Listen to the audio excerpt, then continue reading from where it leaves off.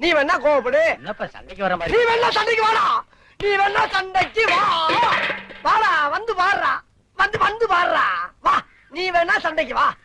எப்படி? என்ன பாக்குற? என்னடா என்ன பாக்குற?